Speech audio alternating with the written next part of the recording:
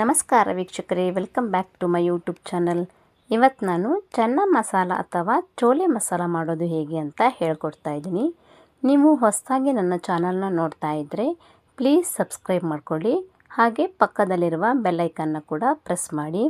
ನೀವು ಬೆಲ್ಲೈಕನ್ನ ಪ್ರೆಸ್ ಮಾಡೋದ್ರಿಂದ ನಾನು ನೆಕ್ಸ್ಟ್ ವೀಡಿಯೋಗಳು ಹಾಕಿದಾಗ ನಿಮಗೆ ಅದು ನೋಟಿಫಿಕೇಷನ್ ಬರುತ್ತೆ. ಇವಾಗ ಚೆನ್ನ ಮಸಾಲ ಮಾಡೋದಕ್ಕೆ ಗ್ಯಾಸ್ ಮೇಲೆ ಕುಕ್ಕರ್ ಪಾತ್ರೆಯಲ್ಲಿ ನೀರನ್ನು ಕಾಯೋದಕ್ಕೆ ಇಟ್ಕೊಳ್ತಾ ಇದ್ದೀನಿ. ನೀರು ಸ್ವಲ್ಪ ಕಾಯೋದಕ್ಕೆ ಶುರುವಾಗಿದ ಮೇಲೆ ಇದಕ್ಕೆ 3 ಕಪ್ ಆಗುವಷ್ಟು ಕಾಬೂಲ್ ಕಡಲೆಯನ್ನು ಹಾಕ್ಕೊಳ್ತಾ ಇದ್ದೀನಿ. ಇದನ್ನು ನಾನು 10 ಗಂಟೆಗಳ ಕಾಲ ನೆನೆಸಿ ಇಟ್ಕೊಂಡಿದ್ದೆ. ನಂತರ ಇದಕ್ಕೆ 1 ಏಲಕ್ಕಿ, 1 ಲವಂಗ, ಸ್ವಲ್ಪ ಚಕ್ಕೆ ಮತ್ತು 1 ಪಲಾವ್ ಎಲೆಯನ್ನು ಹಾಕ್ಕೊಳ್ತಾ ಇದ್ದೀನಿ. ರುಚಿಗೆ ತಕ್ಕಷ್ಟು ಉಪ್ಪನ್ನು ಕೂಡ ಹಾಕ್ಕೊಂಡು ಕುಕ್ಕರ್ ಮುಚ್ಚಳವನ್ನು ಮುಚ್ಚಿ ಇದನ್ನು 5 ವಿಸಿಲ್ ಹಾಕ್ಸ್ಕೊಳ್ತಾ ಇದ್ದೀನಿ. ಮೊದಲು 3 ವಿಸಿಲ್ ಆಗಿದ ಮೇಲೆ ಗ್ಯಾಸನ್ನು ಲೋ ಫ್ಲೇಮ್ನಲ್ಲಿ ಇಟ್ಕೊಂಡು ಮತ್ತೆ 2 ವಿಸಿಲನ್ನು ಹಾಕ್ಸ್ಕೊಳ್ತಾ ಇದ್ದೀನಿ. ನಿಮಗೆ ಕಾಬೂಲ್ ಕಡಲೆ ಗ್ರೇವಿ ಬ್ರೌನಿಷ್ ಕಲರ್ ಬೇಕಂದರೆ ಕಾಬೂಲ್ ಕಡಲೆ ಬೇಯಿಸ್ಕೊಳ್ಳುವಾಗ ಟೀ ಬ್ಯಾಗನ್ನು ಅದ್ರ ಜೊತೆಯಲ್ಲಿ ಹಾಕಿ ಬೇಯಿಸ್ಕೊಂಡ್ರೆ ಕಲರ್ ಬರುತ್ತೆ. ಇವಾಗ 3 ವಿಸಿಲ್ ಆಗಿದೆ. ನಾನು ಗ್ಯಾಸನ್ನು ಲೋ ಫ್ಲೇಮ್ ಮಾಡ್ತಾಯಿದ್ದೀನಿ. ಮತ್ತು ಇವಾಗ 2 ವಿಸಿಲನ್ನ ಹಾಕ್ಸ್ಕೊಳ್ತಾ ಇದ್ದೀನಿ. ನಂತರ ಗ್ಯಾಸನ್ನು ಆಫ್ ಮಾಡಿ ಇದನ್ನು ತಣ್ಣಗಾಗೋದಕ್ಕೆ ಬಿಡ್ತಾ ಇದ್ದೀನಿ. ನಂತರ ಮಿಕ್ಸಿ ಜಾರನ್ನ ತೆಗೆದುಕೊಂಡು ಇದಕ್ಕೆ ಸ್ಲೈಸ್ ಆಗಿ ಕಟ್ ಮಾಡಿ ಇಟ್ಕೊಂಡಂಥ 2 ಕಪ್ ಈರುಳ್ಳಿಯನ್ನು ಹಾಕ್ಕೊಳ್ತಾ ಇದ್ದೀನಿ. 2 ಕಪ್ ಈರುಳ್ಳಿ ಅಂದರೆ ನಾನು ಇಲ್ಲಿ 5 ಈರುಳ್ಳಿಯನ್ನು ತಗೊಂಡಿರೋದು. ಇದನ್ನು ಇವಾಗ ನೈಸಾಗಿ ರುಬ್ಬಿಟ್ಕೊಳ್ತಾ ಇದ್ದೀನಿ. ರುಬ್ಬಿಟ್ಕೊಂಡಂಥ ಈರುಳ್ಳಿ ಪೇಸ್ಟನ್ನು ಈ ಬೌಲಲ್ಲಿ ತೆಗೆದಿಟ್ಕೊಳ್ತಾ ಇದ್ದೀನಿ. ನಂತರ ಇದೇ ಮಿಕ್ಸಿ ಜಾರಿಗೆ ಕಟ್ ಮಾಡಿ ಇಟ್ಕೊಂಡಂಥ 5 ಟೊಮೊಟೊವನ್ನು ಹಾಕಿ ಅದನ್ನು ಕೂಡ ರುಬ್ಬಿ ಈ ಬೌಲಲ್ಲಿ ತೆಗೆದಿಟ್ಕೊಳ್ತಾ ಇದ್ದೀನಿ. ನಂತರ ಕಾಬೂಲ್ ಕಡಲೆಯನ್ನು ಕೂಡ ರುಬ್ಕೊಳ್ಳೋಕ್ಕಿದೆ. ಹಾಗಾಗಿ ಕುಕ್ಕರ್ ಮುಚ್ಚಳವನ್ನು ತೆಗೆದು ಇದನ್ನು ಒಂದು ಸಲ ಬೆಂದಿದೆಯಾ ಅಂತ ನೋಡ್ಕೊಳ್ತಾ ಇದ್ದೀನಿ. ನಾನು 5 ವಿಸಿಲ್ ಹಾಕ್ಸ್ಕೊಂಡಿರೋದ್ರಿಂದ ಇದು ಚೆನ್ನಾಗಿ ಬೆಂದಿದೆ, ತುಂಬ ಸಾಫ್ಟಾಗಿ ಬಂದಿದೆ. ಇವಾಗ ಇದರಲ್ಲಿ 1 ಸೌಟಾಗುವಷ್ಟು ಕಾಬೂಲ್ ಕಡಲೆಯನ್ನು ಮಿಕ್ಸಿ ಜಾರಿಗೆ ಹಾಕ್ಕೊಳ್ತಾ ಇದ್ದೀನಿ. ಇದ್ರ ಜೊತೆಯಲ್ಲಿ ಇದಕ್ಕೆ 1/2 ಕಪ್ ಆಗುವಷ್ಟು ಮೊಸರನ್ನು ಹಾಕ್ಕೊಂಡು ಇದನ್ನು ಕೂಡ ಪೇಸ್ಟ್ ಮಾಡಿ ಇಟ್ಕೊಳ್ತಾ ಇದ್ದೀನಿ.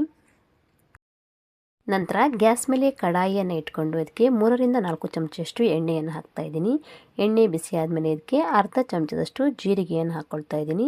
ಜೀರಿಗೆ ಸ್ವಲ್ಪ ಫ್ರೈ ಆಗಿದ ಮೇಲೆ ಇದಕ್ಕೆ ಪೇಸ್ಟ್ ಮಾಡಿ ಇಟ್ಕೊಂಡಂಥ ಈರುಳ್ಳಿಯನ್ನು ಹಾಕಿ ಅದನ್ನು ಸ್ವಲ್ಪ ಹೊತ್ತು ಫ್ರೈ ಮಾಡ್ಕೊಳ್ತಾ ಇದ್ದೀನಿ. ಈರುಳ್ಳಿ ಚೆನ್ನಾಗಿ ಫ್ರೈ ಆಗಿ ಲೈಟ್ ಗೋಲ್ಡನ್ ಕಲರ್ ಬಂದಮೇಲೆ ಇದಕ್ಕೆ ಟೊಮೊಟೊ ಪೇಸ್ಟನ್ನು ಹಾಕ್ಕೊಂಡು ಫ್ರೈ ಮಾಡ್ಕೊಳ್ತಾ ಇದ್ದೀನಿ. ಇದು ಕೂಡ ಸ್ವಲ್ಪ ಹೊತ್ತು ಫ್ರೈ ಆಗಬೇಕು. ಇದು ಕೂಡ ಈ ಥರ ಫ್ರೈ ಆಗಿ ಇದರಲ್ಲಿ ಬಬಲ್ಸ್ ಬರೋದಕ್ಕೆ ಸ್ಟಾರ್ಟ್ ಆಗಿದ ಮೇಲೆ ಇದಕ್ಕೆ 1/4 ಚಮಚದಷ್ಟು ಅರಿಶಿಣದ ಪುಡಿ, 1 ಚಮಚದಷ್ಟು ರೆಡ್ ಚಿಲ್ಲಿ ಪೌಡರ್, 1 ಚಮಚದಷ್ಟು ಕಾಶ್ಮೀರಿ ರೆಡ್ ಚಿಲ್ಲಿ ಪೌಡರ್, 2 ಚಮಚದಷ್ಟು ಧನಿಯಾ ಪೌಡರ್, 1 ಚಮಚದಷ್ಟು ಜೀರಿಗೆ ಪೌಡರ್, 1/4 ಚಮಚದಷ್ಟು ಗರಂ ಮಸಾಲ ಪೌಡರ್, 1/4 ಚಮಚದಷ್ಟು ಪೆಪ್ಪರ್ ಪೌಡರ್, 1 ಚಮಚದಷ್ಟು ಉಪ್ಪನ್ನು ಹಾಕ್ಕೊಳ್ತಾ ಇದ್ದೀನಿ. ಉಪ್ಪನ್ನು ನೋಡ್ಕೊಂಡು ಹಾಕ್ಕೊಳ್ಳಿ. ಆಲ್ರೆಡಿ ಕಾಬೂಲ್ ಕಡಲೆಗೂ ಕೂಡ ಉಪ್ಪನ್ನು ಹಾಕ್ಕೊಂಡಿರೋದ್ರಿಂದ ಇಲ್ಲಿ ನೋಡಿಕೊಂಡು ಹಾಕ್ಕೊಳ್ಬೇಕಾಗತ್ತೆ. ಇವಾಗ ಇದನ್ನೆಲ್ಲ ಚೆನ್ನಾಗಿ ಮಿಕ್ಸ್ ಮಾಡ್ಕೊಳ್ತಾ ಇದ್ದೀನಿ. ಇದನ್ನು ಕೂಡ ಒಂದು 5 ನಿಮಿಷ ಹೀಗೆ ಫ್ರೈ ಮಾಡ್ಕೊಳ್ಬೇಕು. ನಂತರ ಇದಕ್ಕೆ ಅರ್ಧ ಚಮಚದಷ್ಟು ಆಮ್ಚೂರ್ ಪೌಡ್ರನ್ನು ಹಾಕ್ಕೊಳ್ತಾ ಇದ್ದೀನಿ. ಇದರ ಜೊತೆಯಲ್ಲಿ ಇದಕ್ಕೆ ಚೆನ್ನ ಮಸಾಲ ಪೇಸ್ಟನ್ನು ಕೂಡ ಆ್ಯಡ್ ಮಾಡಿಕೊಂಡು ಇದನ್ನು ಚೆನ್ನಾಗಿ ಮಿಕ್ಸ್ ಮಾಡ್ಕೊಳ್ತಾ ಇದ್ದೀನಿ. ಈ ಥರ ಮಸಾಲೆಗಳನ್ನು ಹಾಕುವ ಬದಲಿಗೆ ಬೇಕಿದ್ರೆ ಡೈರೆಕ್ಟಾಗಿ ಚೆನ್ನ ಮಸಾಲ ಪೌಡ್ರನ್ನು ಕೂಡ ಯೂಸ್ ಮಾಡ್ಬೋದು. ಇದನ್ನು ಕೂಡ ಒಂದು 3ರಿಂದ 4 ನಿಮಿಷ ಇದೇ ಥರ ಫ್ರೈ ಮಾಡ್ಕೊಳ್ಬೇಕು. ಇದು ಚೆನ್ನಾಗಿ ಫ್ರೈ ಆಗಿದ ಮೇಲೆ ಇದಕ್ಕೆ 2 ಗ್ಲಾಸ್ ಆಗುವಷ್ಟು ನೀರನ್ನು ಆ್ಯಡ್ ಮಾಡ್ತಾ ಇದ್ದೀನಿ. ಇದನ್ನು ಪುನಃ ಚೆನ್ನಾಗಿ ಮಿಕ್ಸ್ ಮಾಡಿ ಇದನ್ನು ಕುದಿಯೋದಕ್ಕೆ ಬಿಡ್ತಾ ಇದ್ದೀನಿ. ಇದು ಈ ಥರ ಒಂದು ಕುದಿ ಬಂದಿದ ಮೇಲೆ ಇದಕ್ಕೆ ಬೇಯಿಸಿ ಇಟ್ಕೊಂಡಂಥ ಕಾಬೂಲ್ ಕಡಲೆಯನ್ನು ನೀರಿನ ಸಮೇತ ಹಾಕ್ಕೊಳ್ತಾ ಇದ್ದೀನಿ. ನೀರು ತುಂಬ ಇದೆ ಅಂದರೆ ಬೇಕಿದ್ರೆ ಮಾತ್ರ ಅಷ್ಟು ನೀರನ್ನು ಯೂಸ್ ಮಾಡ್ಕೊಳ್ಳಿ, ಇಲ್ಲಾಂದರೆ ನೀರನ್ನು ಸ್ವಲ್ಪ ತೆಗೆದು ಸ್ವಲ್ಪ ಮಾತ್ರ ಹಾಕ್ಕೊಳ್ಳಿ.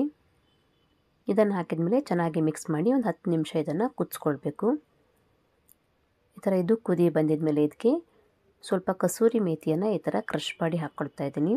ಮತ್ತು ಸ್ವಲ್ಪ ಕೊತ್ತಂಬರಿ ಸೊಪ್ಪನ್ನು ಕೂಡ ಕಟ್ ಮಾಡಿ ಹಾಕ್ಕೊಳ್ತಾ ಇದ್ದೀನಿ.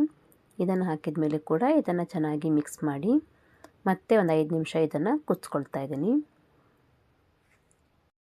ಇದು ಈ ಥರ ಕುದಿ ಬಂದು ಗ್ರೇವಿ ಹದಕ್ಕೆ ಬಂದಮೇಲೆ ಗ್ಯಾಸನ್ನು ಆಫ್ ಮಾಡಿ ಇದನ್ನು ಸರ್ವ್ ಮಾಡ್ಬೋದು.